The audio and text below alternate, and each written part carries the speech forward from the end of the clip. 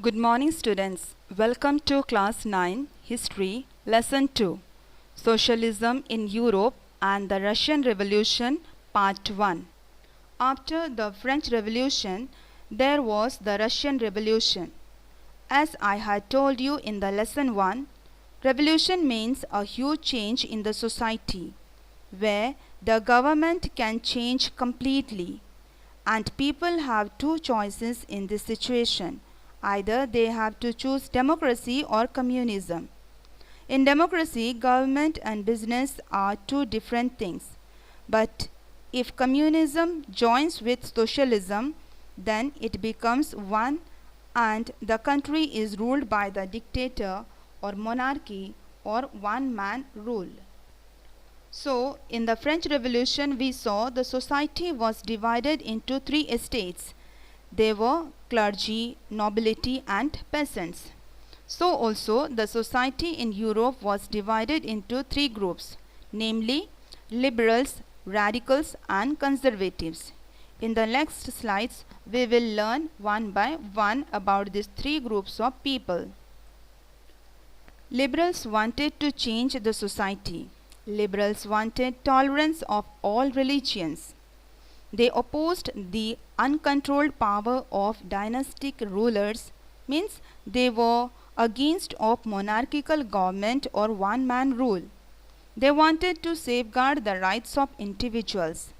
उनको लगा कि जिसके पास पैसे हैं केवल वो ही लोग वोटिंग कर सकते हैं. Means those who have money only they can vote. That's why they were not democratic. They also didn't want vote for women. Radicals wanted complete change. They supported women's suffragette, means right to vote should be given to women also. They were opposed of the land owners and wealthy factory owners. They didn't want that private property should be in the hands of few people. The property should be equally divided. Now we'll see about conservatives. Conservatives wanted to change the society after the revolution. They believed that the past had to be respected and change had to be brought about through a slow process. After the French Revolution, there was industrialization. It means many factories and industries came up. Slowly, there was development. So, now we have factories, railways, industries, etc. There were so many men, women, along with the children.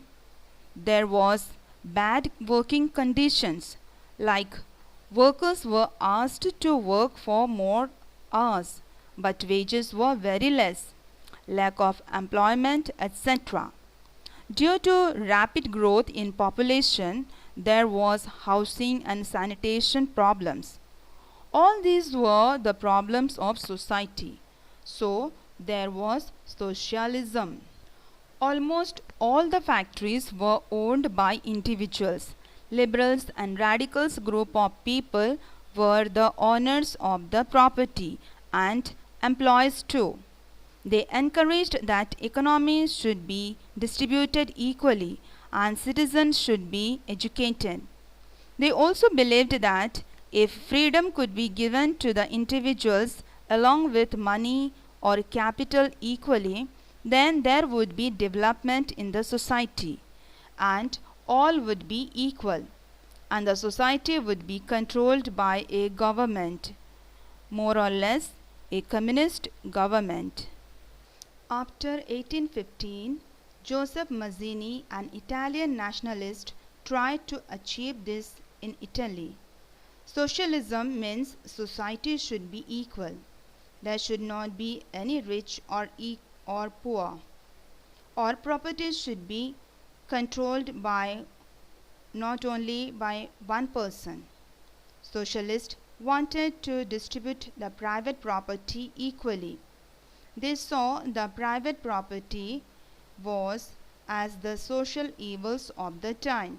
So, the socialists wanted to distribute the private property among the individuals equally. That is why socialists wanted this change and campaigned for it. Now comes Karl Marx from 1818 to 1813. He argued that industrial society was capitalist. What is the meaning of the capitalist? Capitalist means the owner of the factories invest money and get profit, which is produced by the workers. The conditions of workers could not improve because all the profit was collected or accumulated by the private property owners. So that's why the workers wanted to overthrow or remove capitalism and the rule of private property. If the worker don't work, then the owner of the factory cannot make money. So the factory owner is capitalist or collector of money. So the workers wanted to overthrow or remove the capitalism, and he said to give the factories to the societies where all property was controlled by the society.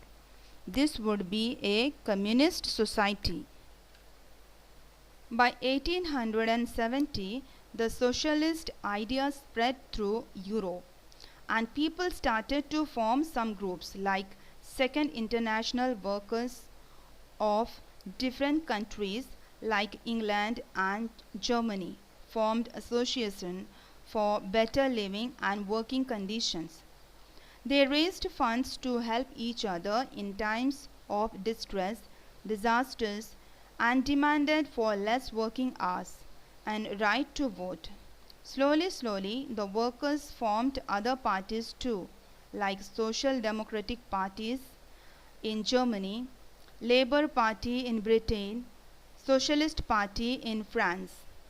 They also formed legislation, but governments continued to be run by conservatives, radicals, and liberals.